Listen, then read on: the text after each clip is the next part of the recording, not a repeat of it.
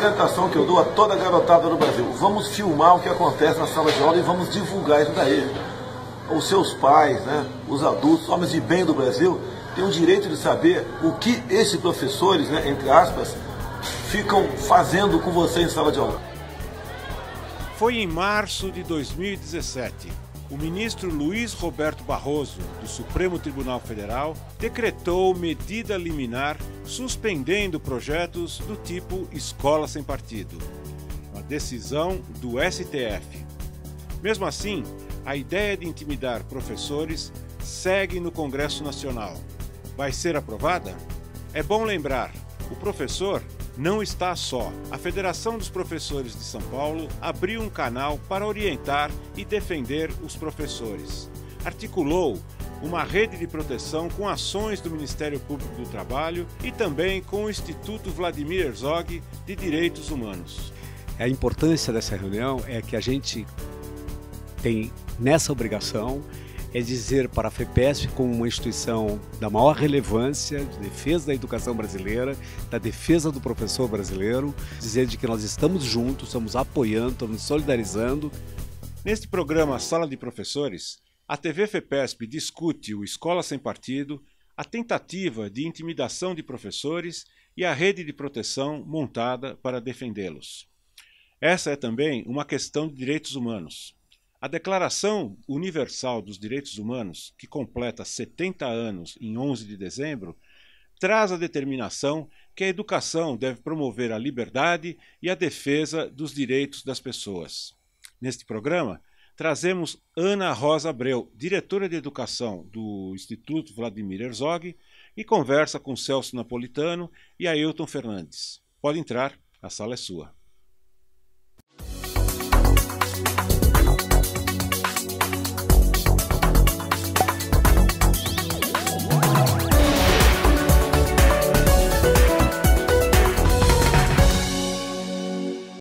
Olá, esse é mais um Sala de Professores, que é o programa da FEPESP.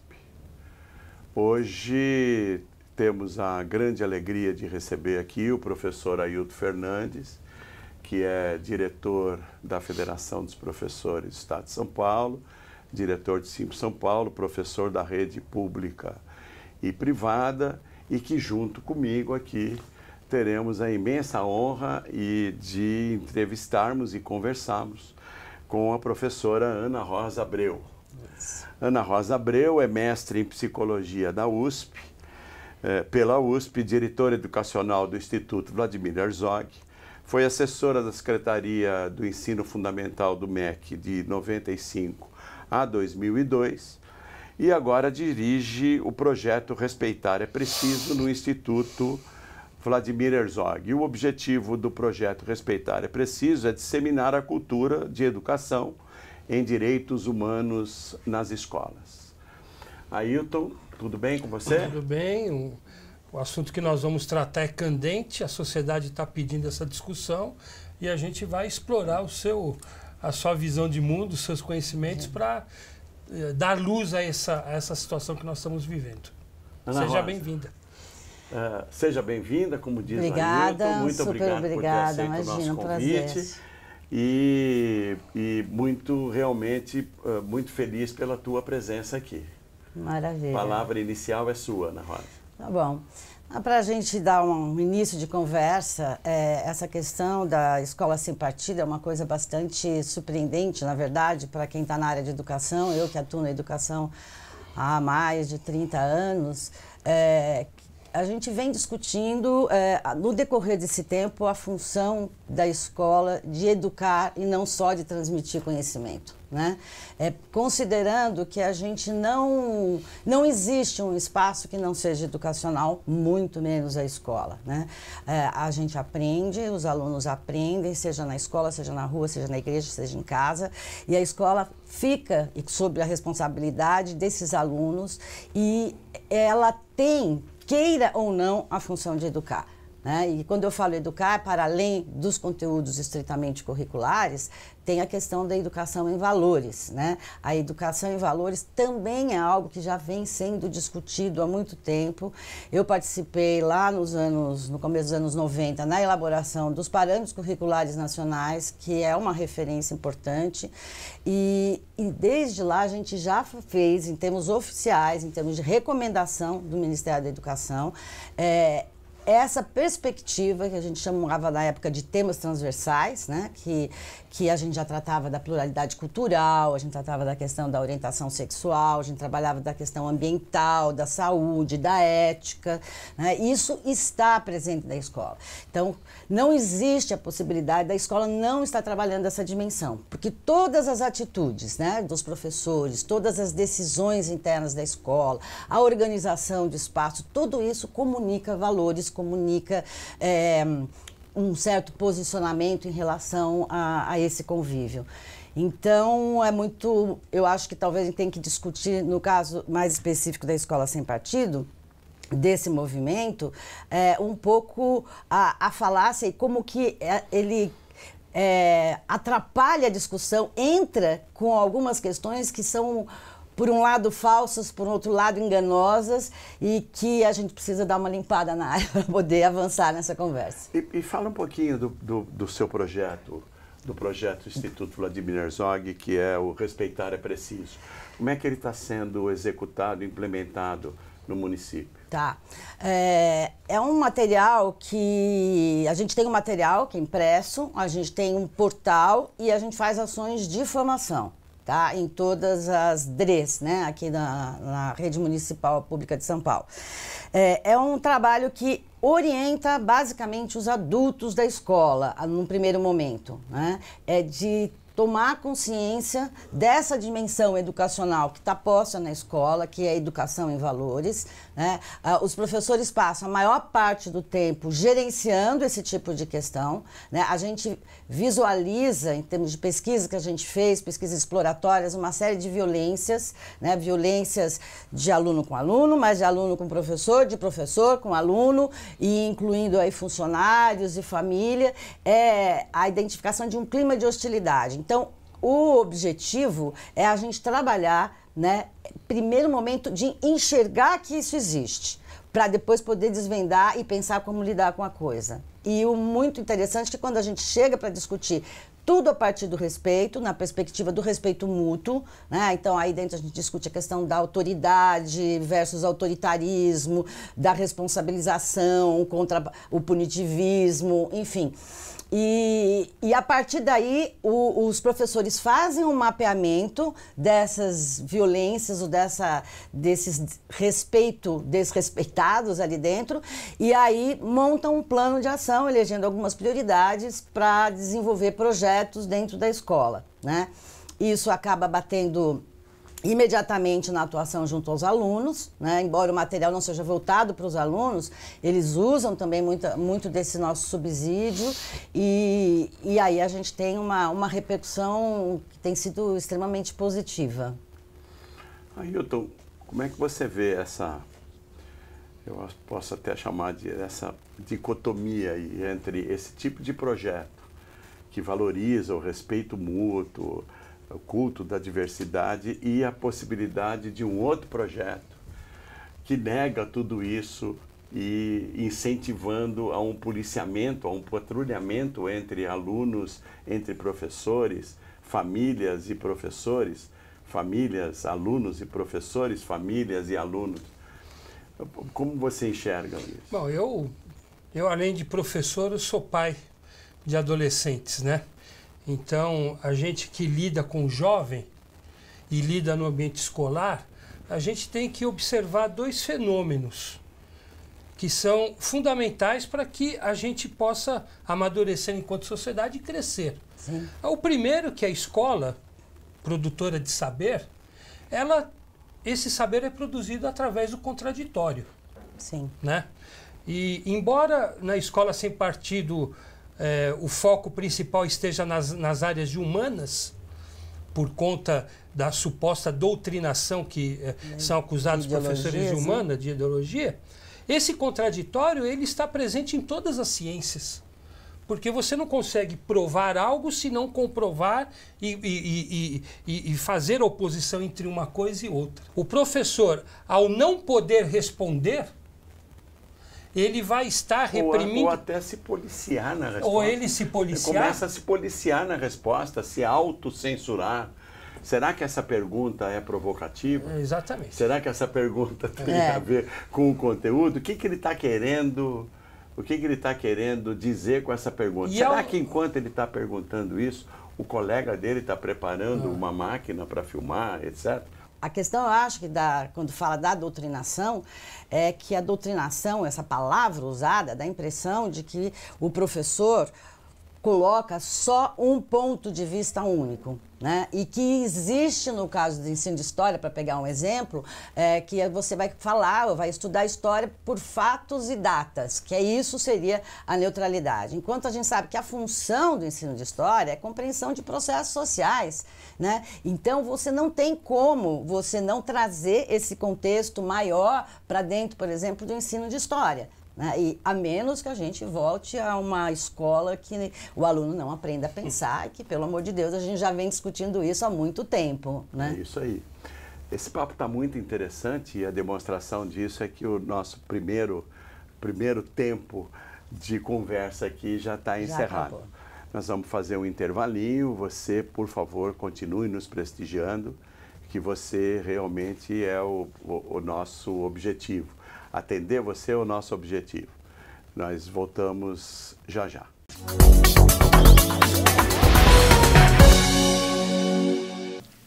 ...40 anos do Prêmio Vladimir Herzog de Jornalismo de Direitos Humanos. Aqui, agora, no Tucarena, os premiados desse ano estão dando depoimento de como eles chegaram às suas reportagens, como eles identificaram os problemas apresentados. É uma cerimônia tocante, porque todos eles tiveram experiências marcantes em um ambiente em que é triste para o prêmio, porque houve um recorde de premiados nesse ano. O ideal seria que não existisse mais o prêmio por falta do que denunciar nessa premiação. Então, nós recebemos 607 trabalhos esse ano. Foi muito difícil, o júri de primeira etapa fez um trabalho muito difícil, muito hercúleo, porque todos os trabalhos tinham muita qualidade. Brum, da Tribuna do Norte de Natal. A sua charge foi premiada. O que é essa charge, Brum? Bem, a charge Marquinha, ela foi feita com base em uma pesquisa que foi divulgada, que dizia que a maioria dos jovens assassinados eram mulheres e negras. Então, daí veio a ideia de trabalhar em cima dessa triste realidade, mostrando que as adolescentes negras, elas já nascem marcadas para esse tipo de violência. Quanto tempo que você está na Tribuna do Norte fazendo charge, Bruno? Na Tribuna eu estou há 7 anos, eu acho. 7 anos já na Tribuna. Já apareceram outros temas ligados a direitos humanos no seu papel? Já, inclusive em 2016 eu ganhei o Vladimir também com uma outra charge sobre direitos humanos, que era sobre violência doméstica com criança. Albari Rosa, Gazeta do Povo de Curitiba, vencedor de fotografia.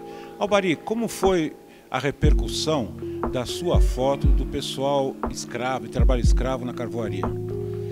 Cara, pra gente jornalista e que trabalha pensando em mudar a realidade do povo, a gente ficou muito gratificado, porque logo na sequência houve uma ação do Ministério Público do Trabalho, que foram até o local para autuar o dono da carvoaria e tomar uma providência daquilo que a gente estava denunciando, né?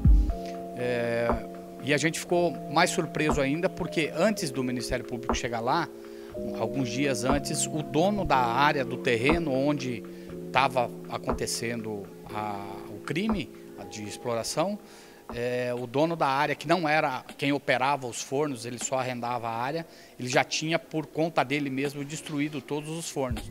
Então a família ainda estava lá, mas não estava trabalhando já por esse motivo. E isso deixa a gente muito satisfeito, assim, mostrando que o nosso trabalho está sendo visto e as pessoas dando esse soco no estômago das pessoas que são que ganham para trabalhar no enfrentamento dessas questões, se obrigam a tomar uma providência e tentar melhorar a situação desses trabalhadores, né? Marcelo Castilho, Mariana Fabbri, da TV Brasil.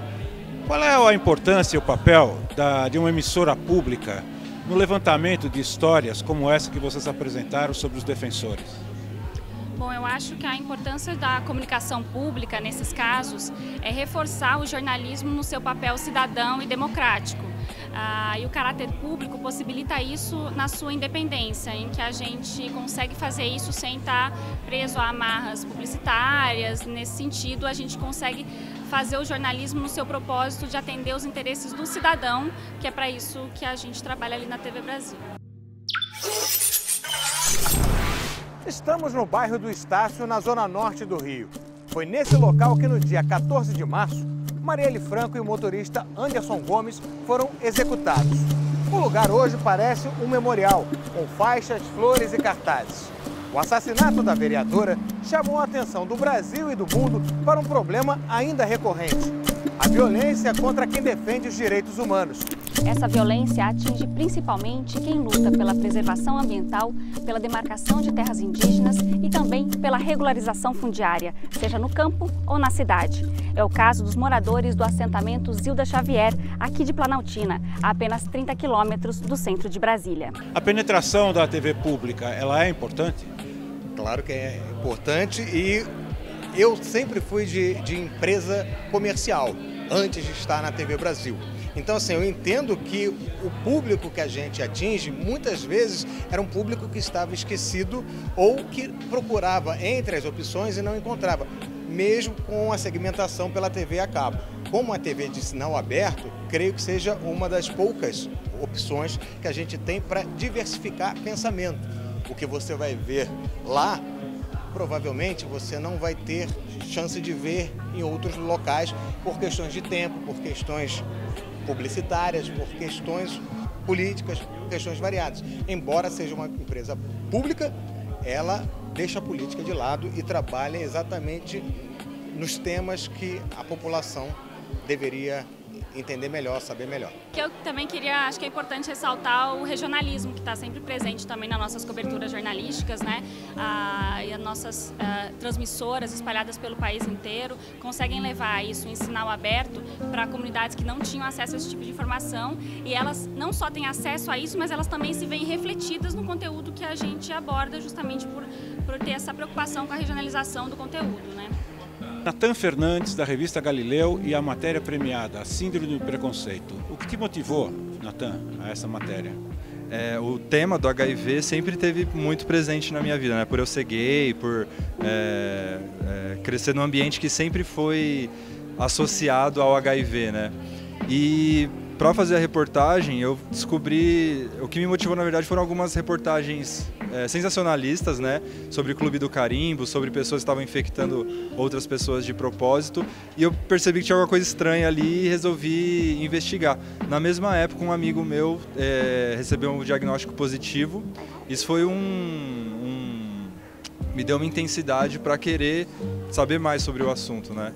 E a partir disso eu pesquisei, comecei a ler. Foram 9 meses de preparação, de apuração, né, para a matéria. Então eu aprendi muito com isso, aprendi muito para compartilhar com o meu amigo, consequentemente com todas as pessoas que vivem com HIV ou que porventura estariam recebendo o diagnóstico, ou até hoje estão recebendo, né, para mostrar que viver com HIV hoje não é como viver com HIV na década de 80, né? A gente tem uma série de mecanismos que já possibilitam as pessoas a ter uma vida completamente igual à das outras pessoas. E me ensinou também a fazer um jornalismo de uma forma... a colocar minha pessoalidade ali, a trabalhar com a linguagem. Foi a reportagem que eu mais exercitei isso e que eu acho que agora está sendo reconhecida aí. Você acha que a repercussão da matéria ajuda a combater o preconceito, Natan? Eu acho que ajuda, porque preconceito é falta de informação, né? Então, quanto mais a gente espalhar a informação, mais a gente mostrar, desconstruir uns conceitos que vão sendo reproduzidos desde a década de 80, quanto mais a gente fazer isso, mais as pessoas vão ter conhecimento e, consequentemente, eliminar esse preconceito, né?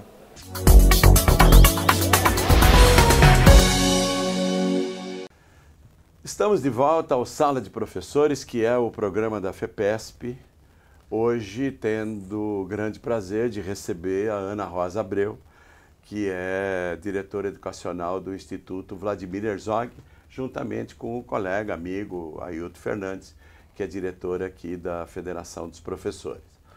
No bloco anterior, nós estávamos falando sobre o trabalho do Instituto Vladimir Herzog, o seu trabalho lá no projeto Respeitar é Preciso, e fazendo um contraponto com essa aberração, que é o projeto de lei da Escola Sem Partido. Tudo que você discorreu sobre o projeto Respeitar é Preciso, eu estava aqui conjecturando que isso é, na minha concepção, o coroamento de 30 anos da Constituição. Né? Hoje faz 30 anos. Então nós saímos de um projeto, de um período ditatorial, de um período obscuro da história do Brasil e caminhamos aí tentando consolidar essa democracia que ainda é muito imatura e frágil. Né? E, de repente, agora, uma proposta de ruptura disso. Né? Então, os professores, que são os agentes da educação, eles estão sendo colocados na berlinda. Né? E você que trabalha com eles, você tem notado alguma coisa desse tipo na rede municipal, onde você trabalha e tal? E depois a gente vai conversar um pouco também sobre a parceria que nós estamos fazendo com o Instituto Vladimir Herzog, exatamente para tentar estabelecer uma rede de proteção ao professor. A rede municipal de São Paulo é enorme, né? Então, assim, a gente tem as pessoas mais diretamente engajadas, que são o pessoal da Comissão de Mediação de Conflito das escolas, de todas as escolas, das 1.500, são pessoas que também já têm essa sensibilidade, né, em relação a esse tema e que estão bastante preocupadas. Né? A gente tem, eu acho que uma situação privilegiada na rede municipal de São Paulo. Esse projeto é da rede, é da secretaria, então, vamos dizer assim, bastante legitimado. Né? A gente tem pessoas que defendem a escola sem partido dentro da rede? Tem. Mas eu acho que o endosso político que a gente tem recebido do secretário e de toda a equipe da secretaria, isso tem respaldado, porque esse projeto, teoricamente, segundo os manifestantes da escola sem partido, seria de frente, bateria de frente, é tudo que eles acham que não tem que ser. E aí acho que é importante falar que o que a gente defende, óbvio que não é um partido, mas muita gente não quer isso, de jeito nenhum, muito menos doutrinação. Mas a escola tem que tomar partido em relação a essas violências, às discriminações e ao que o currículo, né, no sentido de todas as áreas, também trabalha e ensina para os alunos. Né? Eu acho que os professores estão preocupados, tá? Eu acho que a gente vive um momento de preocupação geral no cenário do Brasil, do que vai acontecer, e aí isso tem atacado diretamente a educação. Acho que essa é a principal questão. Essa é a ideia, né? Tanto da federação quanto dos sindicatos integrantes, e neste caso há uma parceria da federação com o Sindicato de São Paulo, fomos os primeiros a atuar nisso, de procurarmos estender o que a gente chamou de rede de proteção. Exato. Quer dizer, darmos um acolhimento aos professores e, olha, ao mesmo tempo também, há algumas famílias e alguns alunos que também se sentem ameaçados. Porque é verdade que o ambiente, todos os ambientes familiares, fraternais e escolares ficaram contaminados pela polarização que houve nas últimas eleições.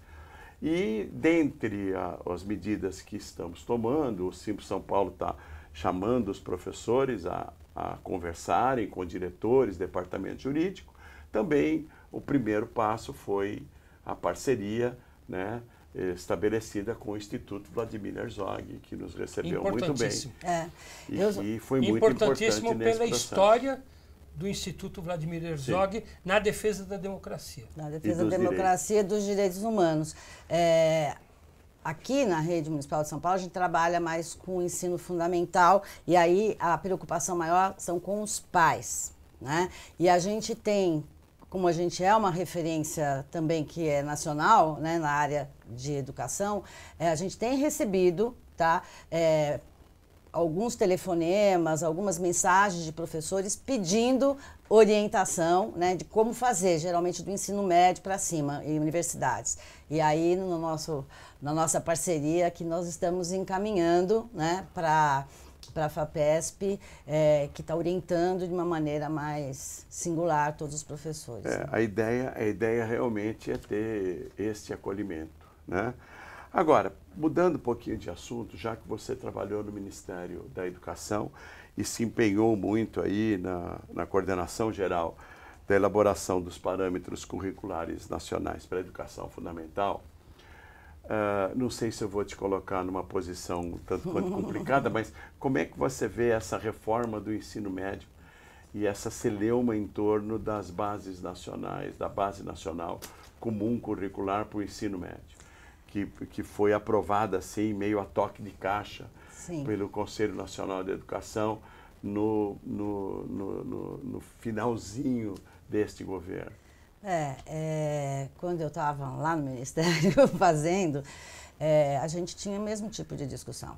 Quer dizer, o nível de participação possível da sociedade, que é realmente fundamental. A gente fez discussões em todos os estados, a gente trabalhou com mais de 700 pareceres de universidades e tal.